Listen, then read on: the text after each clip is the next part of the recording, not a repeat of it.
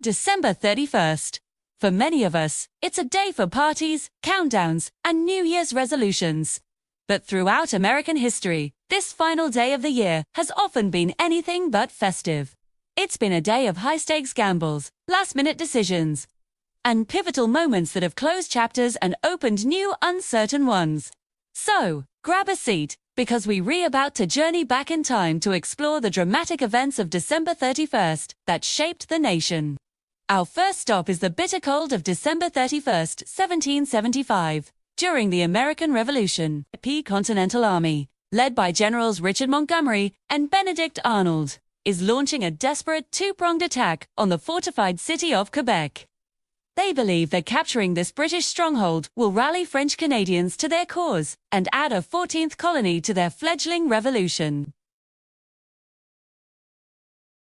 As the snow swirls, the American soldiers, ill-equipped and exhausted from a brutal march through the wilderness, advance, but the element of surprise is lost.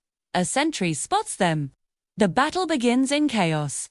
General Montgomery, leading the southern assault, is killed in the very first volley of British cannon fire. His men, leaderless and demoralized, retreat almost immediately. Meanwhile, Benedict Arnold's force, attacking from the north, manages to breach the outer walls. But Arnold himself is severely wounded in the leg, and his command falls to Daniel Morgan.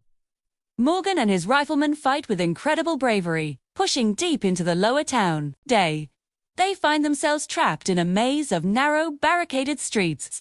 For hours, they wage a brutal house-to-house fight, but they are outnumbered and outmaneuvered. The British, led by Governor Guy Carleton, close in by morning. With no hope of reinforcement or escape, Daniel Morgan and hundreds of his men are forced to surrender. The Battle of Quebec is a devastating defeat for the Americans. Not only did they fail to capture the city, but they suffered heavy casualties. It marks the end of any serious attempt to invade Canada during the Revolution. The dream of a 14th colony dies in the snows of Quebec on this fateful New Year's Eve. It's a sobering reminder that revolutions are built not just on victories, but on crushing defeats and the resilience to carry on despite them. Let's fast forward nearly 90 years to another war that tore the nation apart, the American Civil War. The date is December 31st, 1862. We're just outside Murfreesboro, Tennessee, along the banks of Stones River. Two massive armies are poised for a brutal confrontation. The Union Army of the Cumberland, under General William Rosecrans, faces the Confederate Army of Tennessee, led by General Braxton Bragg. Both commanders have developed nearly identical battle plans, hold the right flank, and launch a massive attack with the left. The question is, who will strike first? As dawn breaks, it's the Confederates who seize the initiative. Bragg's troops, under General William Hardee, slam into the Union's right flank with ferocious intensity. The Union soldiers, many of them caught unprepared, making breakfast or cleaning their rifles, are completely overwhelmed. Entire brigades crumble and flee. The Confederate assault is a tidal wave, rolling up the Union line for miles. It looks like a catastrophic defeat for the Union is unfolding. General Rosecrans's plan is in shambles. His army is on the verge of being pushed back to Nashville. But in the midst of this chaos, one Union general stands firm, Philip Sheridan, as other divisions collapse around him. Sheridan's men conduct a heroic fighting retreat, forming new defensive lines 3 separate times. Their stubborn resistance buys precious time for Rosecrans to reorganize his forces. He rushes reinforcements to the scene, forming a new, tight defensive line along the Nashville Pike, the Union's vital supply artery. The fighting is savage, particularly in a dense cedar forest that soldiers would later call Hell's Halfacre. All afternoon, the Confederates launch desperate assaults against this new Union line, but they are repulsed with horrific casualties. As darkness falls on New Year's Eve, the battlefield goes eerily quiet. The first day of the Battle of Stones River is over. Both sides have suffered immense losses. The Confederates believe they have won a great victory, having driven the Union Army back for miles. But Rosecrans has not retreated. He holds his ground. The next day, New Year's Day, is spent mostly regrouping and tending to the thousands of wounded. The battle will reignite on January 2nd, leading to a decisive Union victory. But the events of December 31st set the stage. It was a day of near disaster, saved by incredible bravery and tactical grit. A bloody end to a bloody year, and a crucial turning point in the war's Western theater. Now, let's leave the battlefields behind and jump to the world of high finance and industry. The date is December 31st, 1907.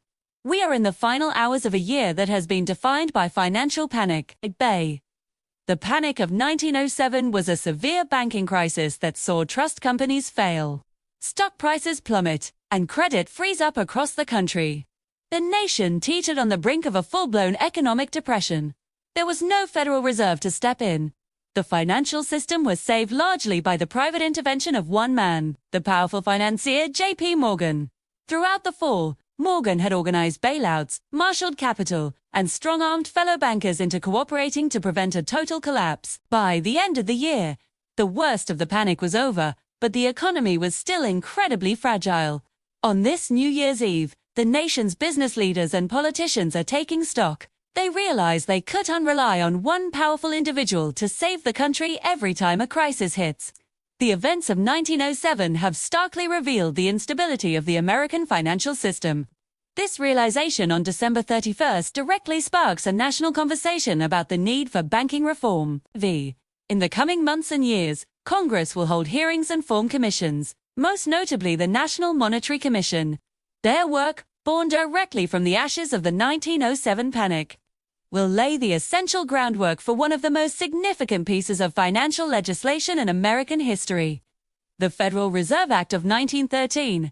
So, as the clocks strike midnight to welcome 1908, it's not just the end of a year, it's the beginning of the end for an era of unregulated, chaotic banking. It's a pivotal moment that would fundamentally reshape America's economic landscape, creating the central banking system we still have today. Our final story takes us to the skies. It's December 31st, 1968. In a tiny capsule orbiting the moon, 3 men are preparing for their journey home. They are the crew of Apollo 8, Frank Borman, Jim Lovell, and Bill Anders.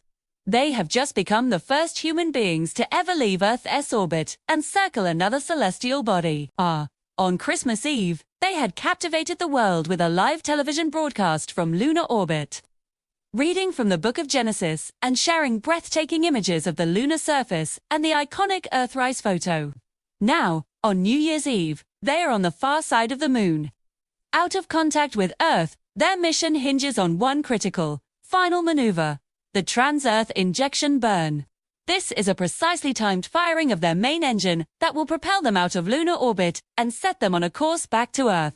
If the engine fails to fire, or fires for the wrong duration, they could be stranded in lunar orbit, or sent careening into deep space with no hope of return. The entire world holds its breath. Inside the command module, the astronauts are calm and professional. The countdown begins. The engine ignites perfectly. The burn lasts for just over 3.5 minutes. As Apollo 8 emerges from behind the moon and re-establishes contact with Mission Control in Houston, Jim Lovell's voice comes crackling through the speakers with reassuring words. Please be informed, there is a Santa Claus. The controllers in Houston erupt in cheers and applause. The most dangerous part of their journey is over. The crew of Apollo 8 are coming home. As 1968, a year marred by war, assassinations, and civil unrest draws to a close. The success of Apollo 8 provides a moment of profound unity and hope. It's a stunning technological achievement and a powerful symbol of what humanity can accomplish. On this December 31st, as the world prepared to welcome a new year, 3 explorers were crossing the vast emptiness between the moon and the Earth, bringing with them a new perspective on our own fragile, beautiful planet. From a failed revolutionary assault in the snow, to a brutal Civil War battle, to a financial crisis that reshaped our economy, and finally to a triumphant journey home from the moon.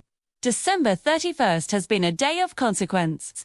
It's a day that has closed chapters of American history, not always with celebration, but with struggle, sacrifice, and profound change. So, next time you're counting down to midnight, take a moment to remember these other countdowns from history moments that define the end of one era and the beginning of another. Thanks for watching. If you enjoyed this journey through history, be sure to like this video, subscribe to the channel, and hit that notification bell so you don't miss our next story. See you next time.